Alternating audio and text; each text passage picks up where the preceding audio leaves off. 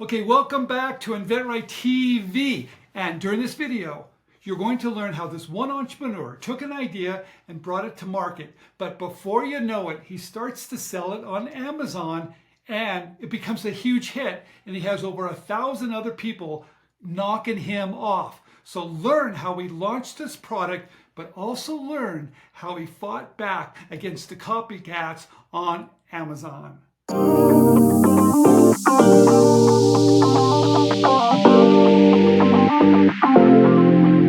Okay, everybody, Stephen Key here. Today we're going to talk with Brendan on how he launched his idea and created a product that's selling extremely well. Congratulations on all your hard work.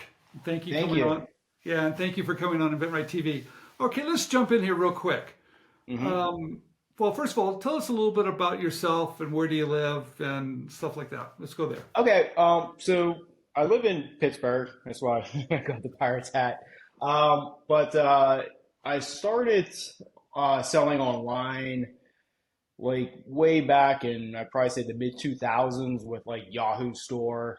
Okay. And then I moved on to Amazon, I'd probably say around like 2012, around that time. And that's kind of, I was just doing wholesale products on Amazon, and then I started doing my own products. Okay.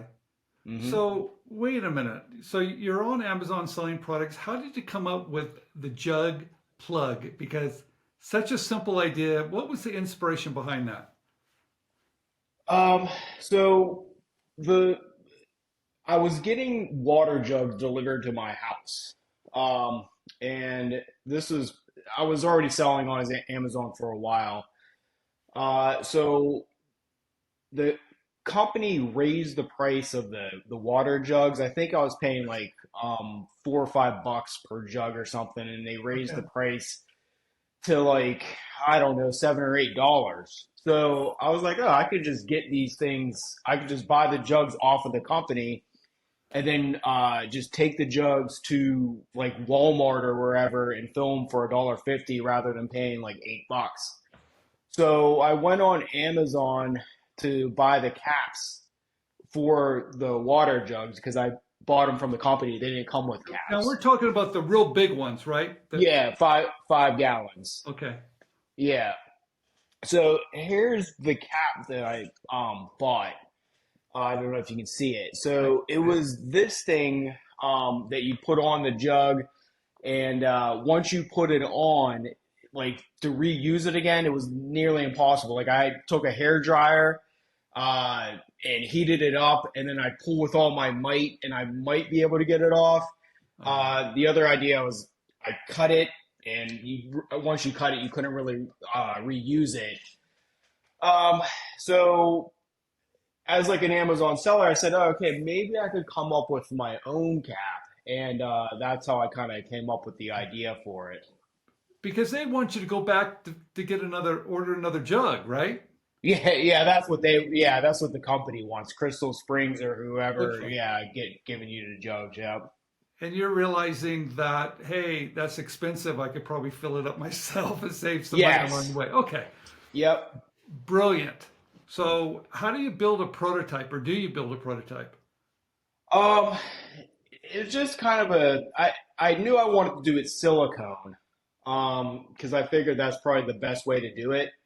So I contacted a factory, and the first factory I contacted, we kind of came up with a prototype, Okay. and it was just, it wasn't that great. So I didn't. I even think I was just focused on other stuff. I was selling other products at the time, and that kind of got put on the back burner. And then eventually I came back to it a few months later, and I Okay. contacted. I basically went on Alibaba and just seen like different silicone manufacturers, like people who specialize in silicone Okay. manufacturing. Um, and then after talking with a few of them, I, settled down on one, and we kind of built the prototype, and I got it in, I tested it, and it worked the first time. Yeah. So, Brendan, how did you explain it to them? Did you give them dimensions or a drawing or just say, hey, look, I sent them a picture of the jug, that we have here, and they said, "Okay, cool, we have some of those in our office as it is," and that's kind of how we, yeah, that's kind of how we developed it. Huh. Yep. What? So you just found a manufacturer over in China, I'm going to Hmm. guess. All right. Yeah. And you just start to talk to them about it, and they're like, "Hey, we've got the jugs," and they figured it out.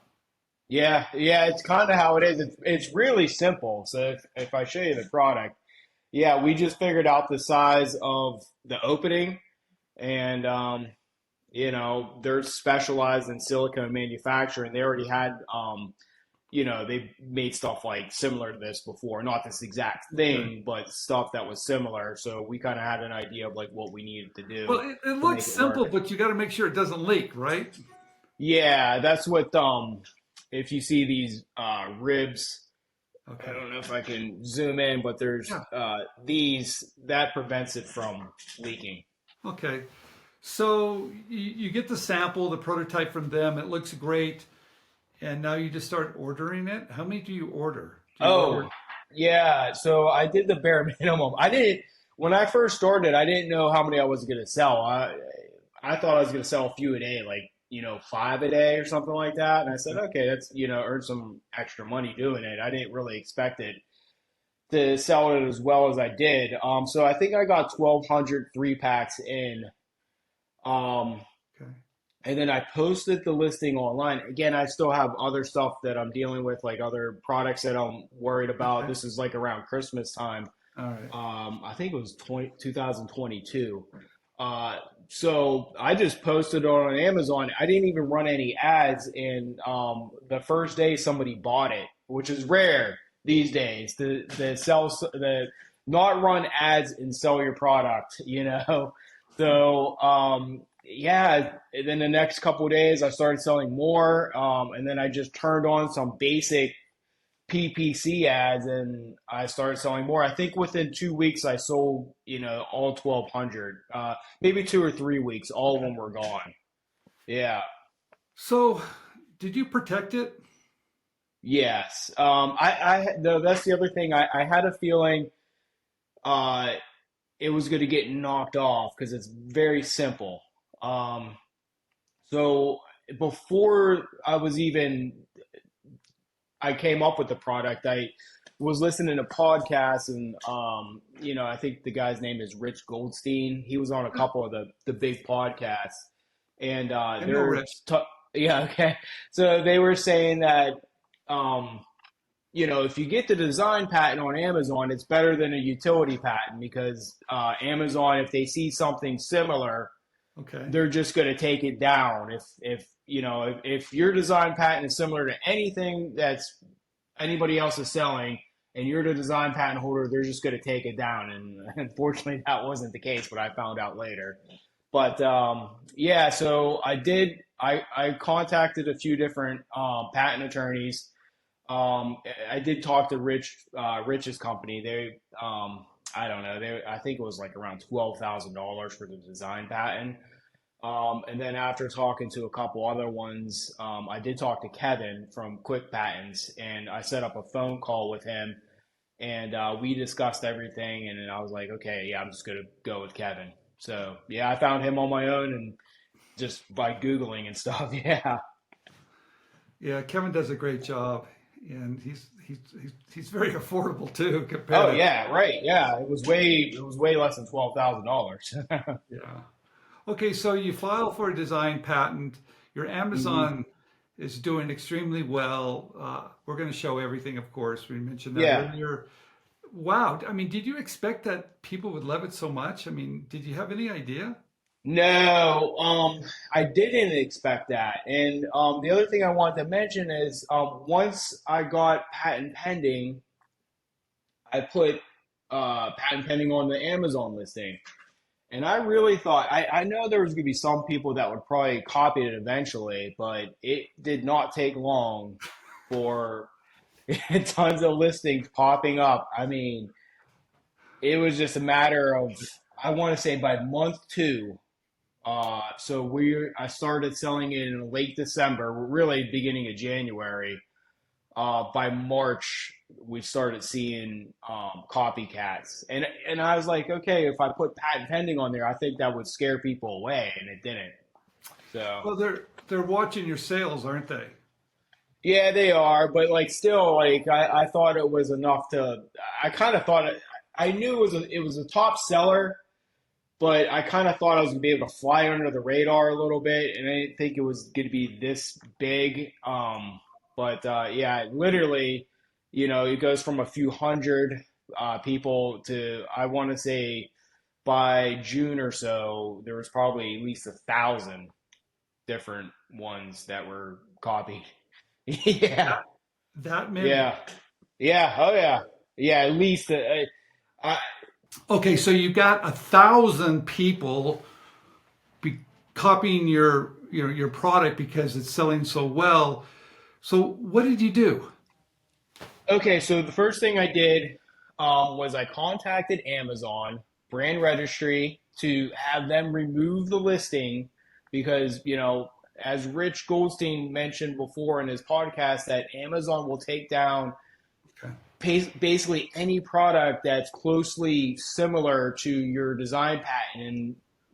And within like 20 minutes of contacting brand registry, my basically I just got denied.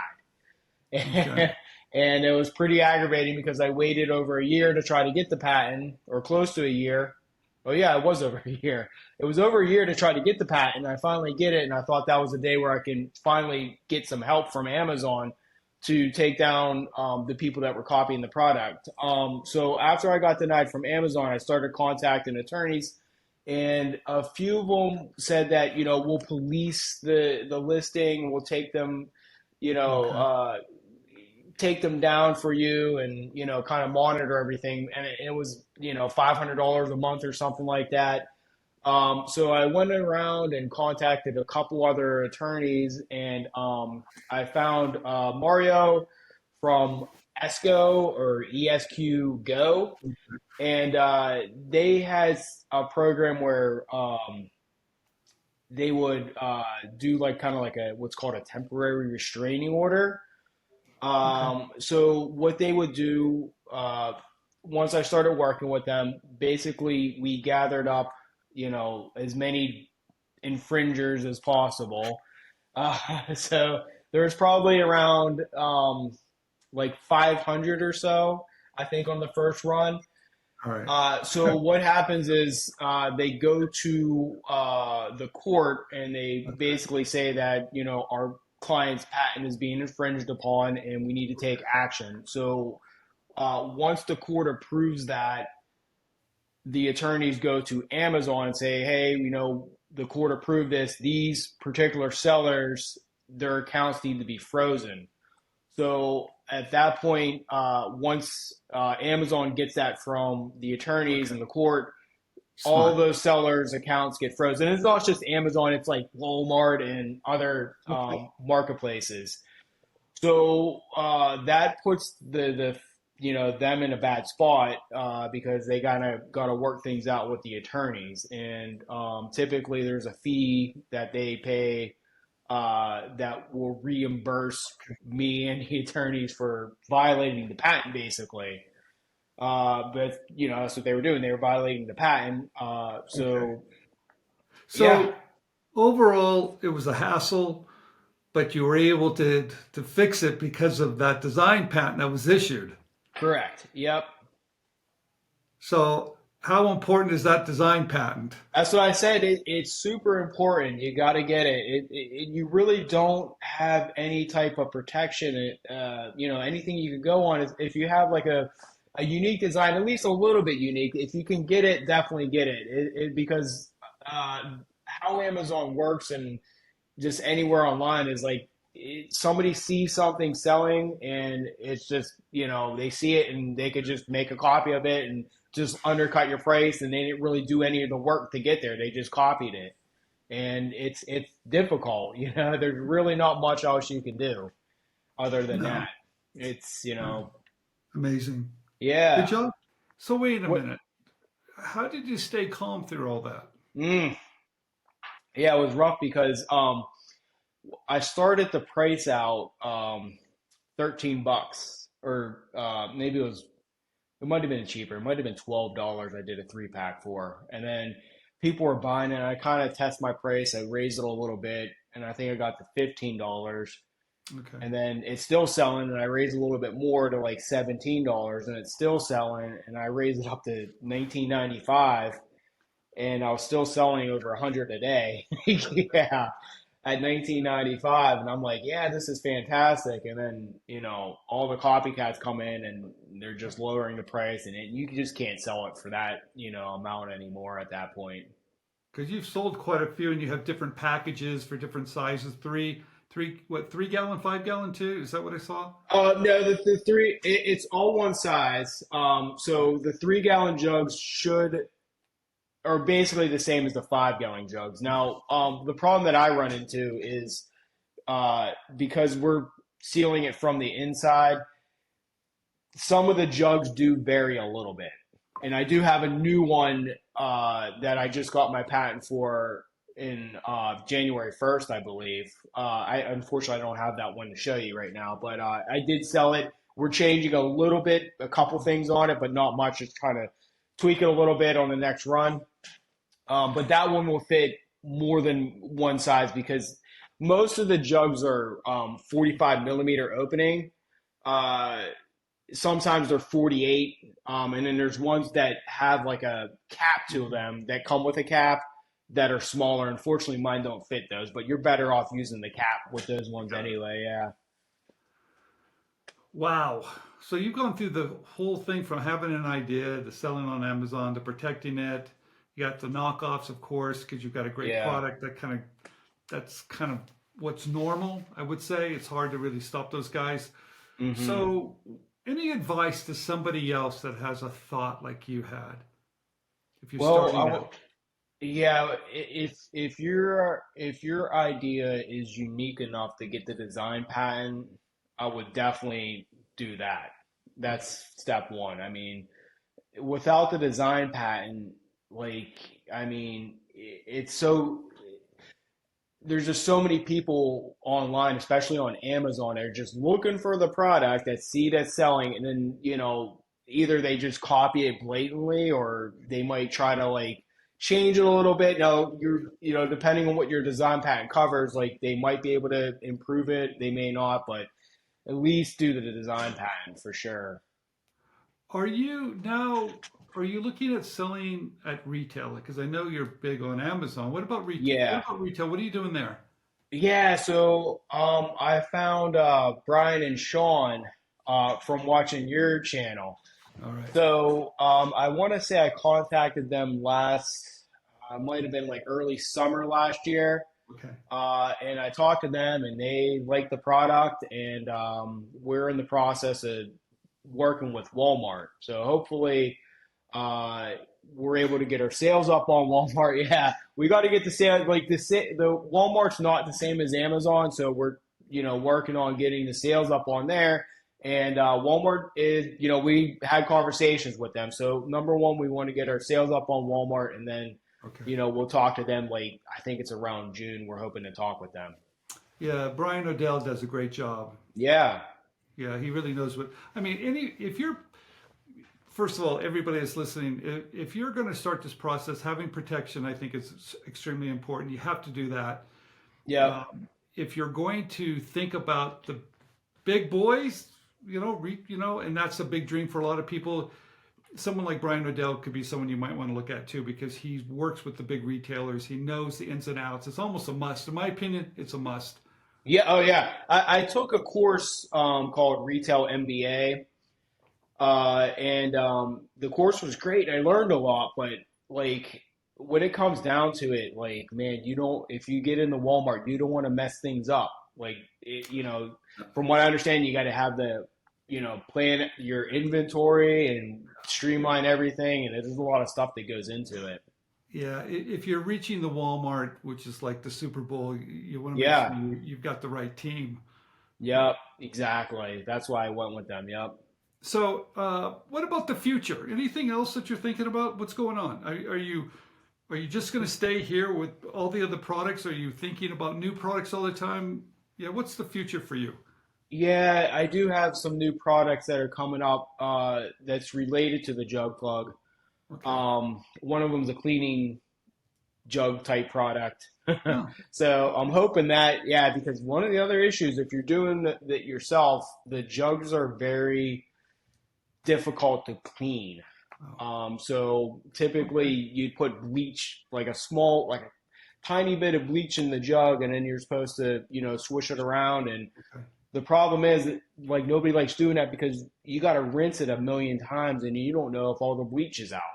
Oh, So that's one idea that I have. I don't know how well it's going to do. It's kind of like the jug plug. We don't, we don't know how well it's going to do. So we'll test it out and see how that goes. But yeah, I'm always working on other different products too and stuff. So okay. Well, thank you so much for coming on InventRight TV and sharing your story. Congratulations on all your success.